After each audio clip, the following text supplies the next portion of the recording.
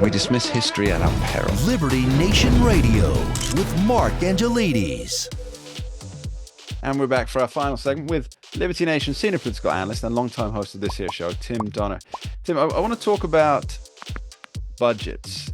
And I made the point to you off camera that, to me, it seems that historically, at least, the political left has wanted no spending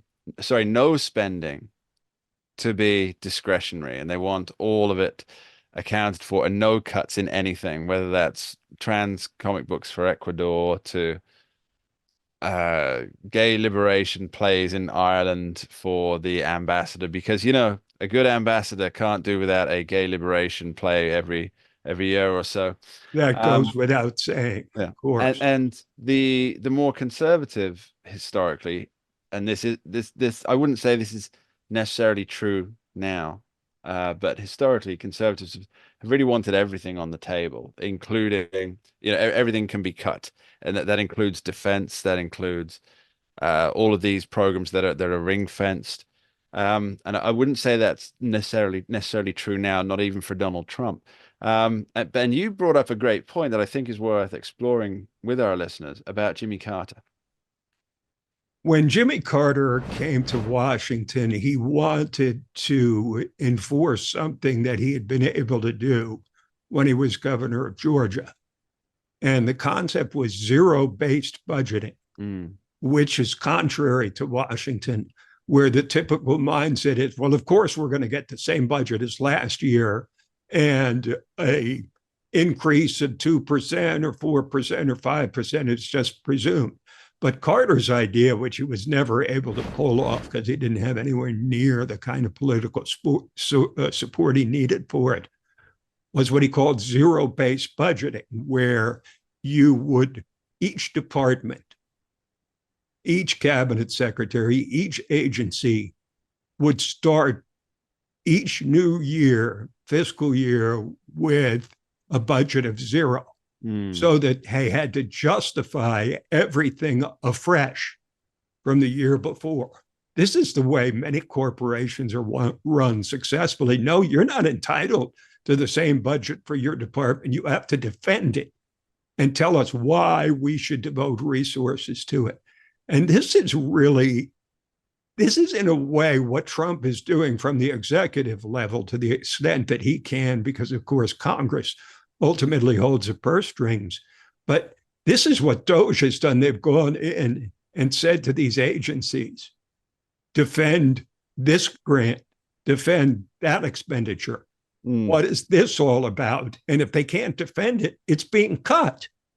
So effectively, DOGE is the closest we've ever come to zero-based budgeting, because those positions, federal employment positions, and those agency expenditures that are not defensible are getting cut. You know, I hear what you're saying. The thing that springs into my mind is modern art, where you have a splodge of paint or a banana taped to a wall, but then you have a little 4x6 card on the wall with lots and lots of words explaining why this is actually an important banana taped to the wall. And the more words they use to explain, and the longer words, they're using some real $50 words there. There used to be $10 words, but inflation, you know? Yes. And they use all these words. And so the average person thinks, oh, you know, maybe I'm not smart enough to understand why this banana taped to the wall is good art.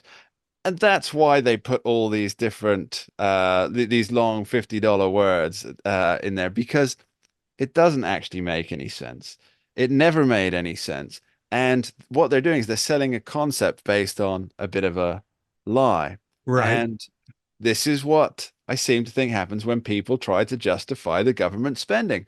If you can't say, this program, we need this one because it actively delivers old people 3 meals a day, 300 days out of the year, and this is what it costs and why. And you should be able to explain it in a minute. If you can't explain it in a minute, it's gone. Absolutely. It should be less than that. But, yeah, you know, this is what Elon Musk has said all along.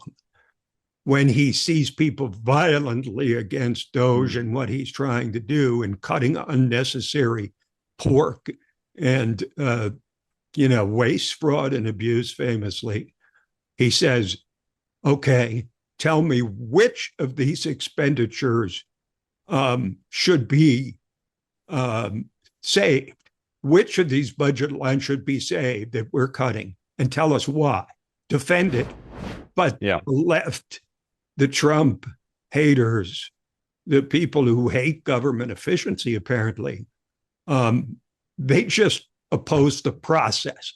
They oppose it in general, on general principle, which is not nearly good enough when you have the crazy programs that are being cut 80%. I think there's 5 employees left now at the Agency for International Development because everything they spent money on, about 95%, didn't help anybody except some special interest group overseas, and advocating for, far left ideology that's entirely out of touch with the American people. So they oppose it in general, but they cannot defend the specifics.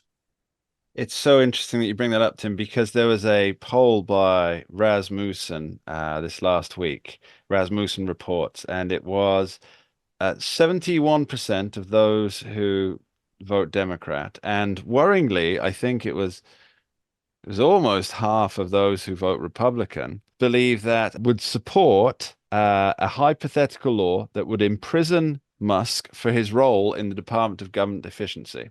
Well, you cannot create a law specifically designed to send one person to jail. I know. That's part of the Constitution. But I find that not only startling and inexplicable, but very disturbing. The only thing I can think of is that, big corporate media, along with leftists howling into the darkness, have convinced ordinary Americans who are not knowledgeable of the process that he's slashing vital programs and firing federal workers who are absolutely vital to the national security and the economy and everything else. And so the level of ignorance to have that many people believe that, even among Democrats, it's truly frightening how uninformed and unenlightened so many people are who don't follow politics, so they just read the top line of a story and they believe what they read. And that, unfortunately, is where we are. Tim Donner, thanks ever so much for being with us today. Always a great pleasure, Mark. Thanks. And that's all we have time for on this week's edition of Liberty Nation Radio, heard coast to coast on the Radio America Network. I've been your host, Mark Angelides. I'd like to thank our special guest today, Tim Donner, longtime host of this here radio show. And of course, you, the listeners, for taking the time each week to join us and listen in. And do please remember, Liberty Nation does not endorse candidates, campaigns, or legislation. And this presentation is no endorsement. We dismiss history at our peril. Liberty Nation Radio with Mark Angelides.